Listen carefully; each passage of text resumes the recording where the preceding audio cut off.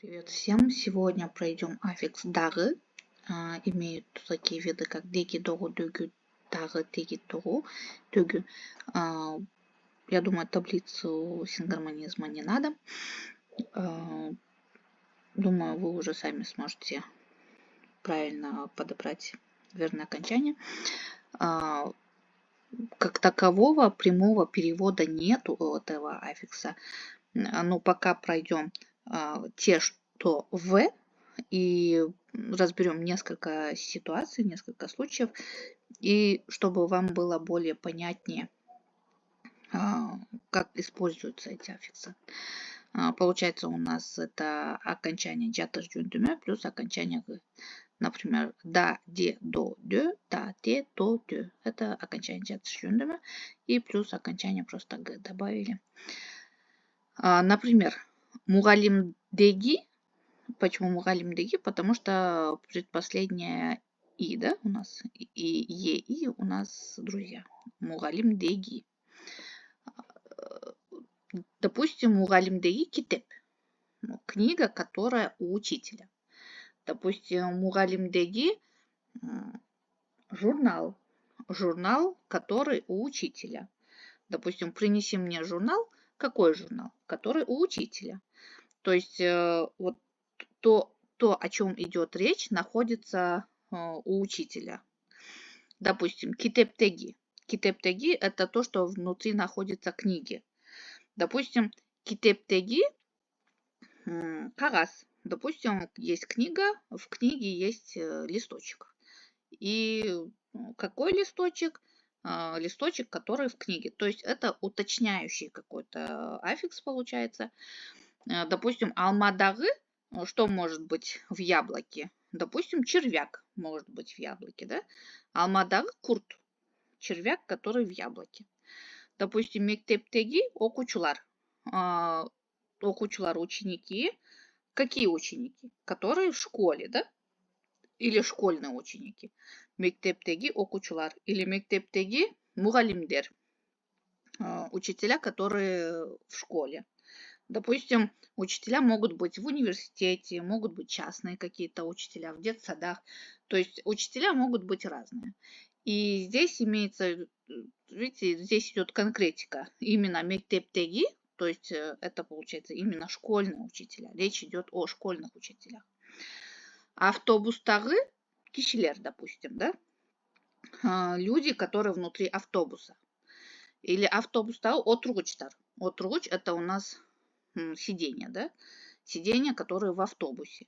Не которые в машине, не которые там в самолете, а именно которые в автобусе. То есть речь идет о стуле, о сидушках, о сиденьях, которые именно в автобусе. То есть это, получается, уточняющие аффикс, который уточняет или конкретизирует, да, какие-то моменты. Допустим, коrodо гюльдер, цветы. Какие цветы? Которые во дворе. Допустим, у вас цветы растут во дворе и, допустим, за забором, да? И кто-то у вас спрашивает, уточняет, цветы. Ну, какие цветы? Которые во дворе. Коро-догу, гюльдер. Допустим, ой-догу. Ой, это у нас мысли. Ой-догу, те, что у нас в мыслях. Допустим, ойдогу сөздер. Допустим, менин ойымдағы, допустим, телефон. Менин ойымдағы китеп.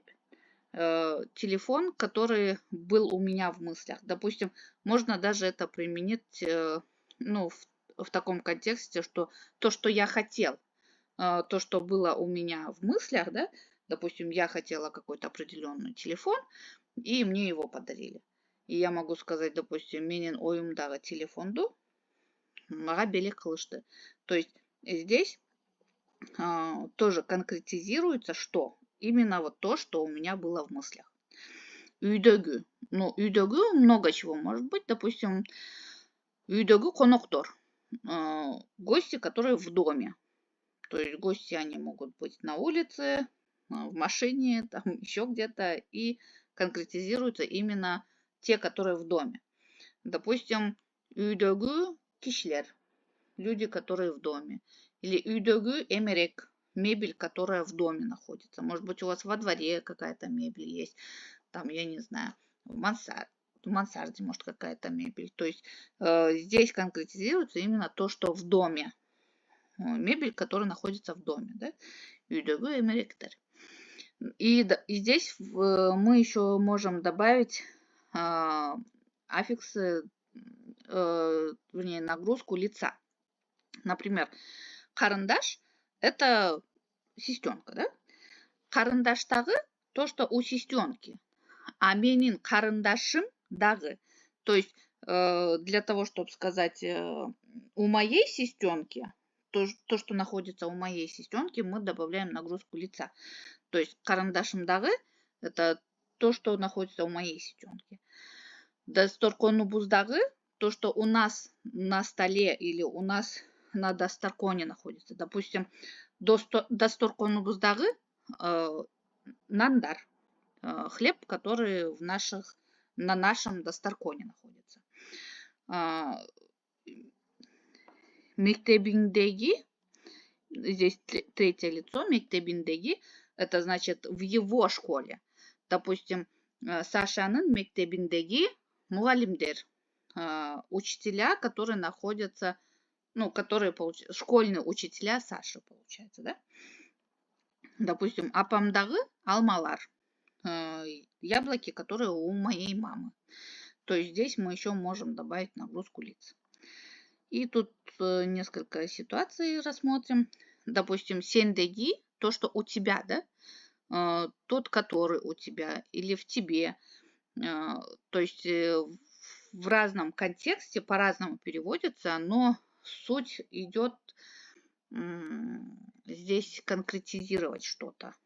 У кого, да? У кого или где находится. Допустим, сендеги китеп, эмне деген китеп. Книга, которая у тебя находится, это что за книга? Или книга, которая у тебя, про что? Что у тебя за книга? То есть на русский нету определенного какого-то перевода. Самое главное, вам нужно понять, что этот аффикс обозначает какую-то конкретику. Да? Допустим, здесь мы говорим про книгу. Допустим, мы в библиотеке, да?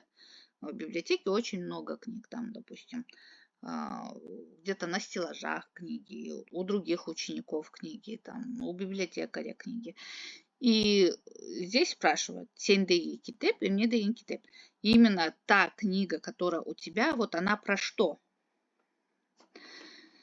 То есть вот это окончание мы добавляем для того, чтобы конкретизировать, какая именно книга. Еще один пример. Мендеги китеп жашоо турмуш жөнүндө. Книга, которая у меня.